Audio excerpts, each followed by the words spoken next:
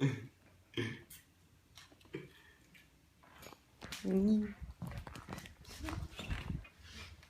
my name is Jason Anderson. I'm going to do an informative speech on wrestling. I'm talking about the real wrestling, not pro wrestling that they have characters such as Macho Man Randy Savage and Diamond Dallas Page. I'm talking about real wrestling where they have great wrestlers such as Dan Gable and Cael Sanderson.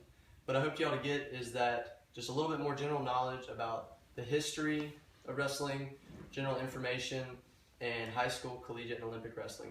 First off, the history of wrestling. Wrestling has been around since documents have been around. They've been around forever. This is it's a book called The Pictorial History of Wrestling, and in this I found one of the first things. It's back in 3400 BC. Is in an Egyptian tomb. If y'all can see the pictures there, those are wrestling moves, and these moves are actually current. A lot of these moves are current to the types of wrestling that we have today. And I think it's the Beni Hasan tomb in Egypt. Which is crazy that 3400 BC. That's forever ago.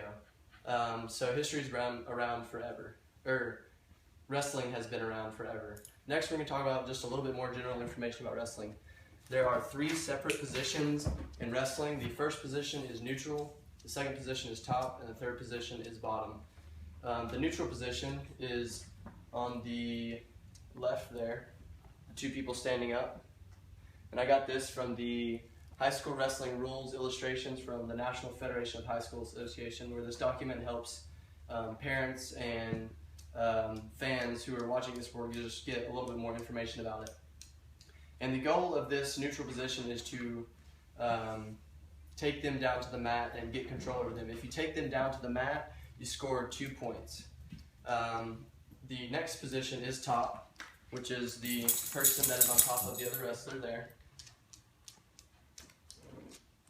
And this position, when the ref blows the whistle to start that position, the goal is to gain control of them and turn them over to their back. If you get them within a 45-degree angle of the mat, their shoulders, then you will get, you can score points. The ref will do a 3 count. If you get 3 counts where you're holding them over that angle, you will get 2 points. If they get up to 5 count, then you get 3 points.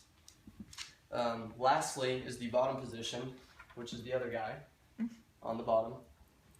Once the ref blows this whistle, the goal for this wrestler is to escape, which getting up to the neutral position, and you score 1 point. Next is you can either escape or you can do a reversal, which is where you turn around. You don't necessarily just turn around, but you basically get in the top position and gain control of the other wrestler. That you score 2 points. There are several different ways that you can win the match. By the end of the match, which there are 3 2-minute periods, you will start each period and you'll choose whether it's the top, neutral, or bottom by flipping a coin. The ref will do that.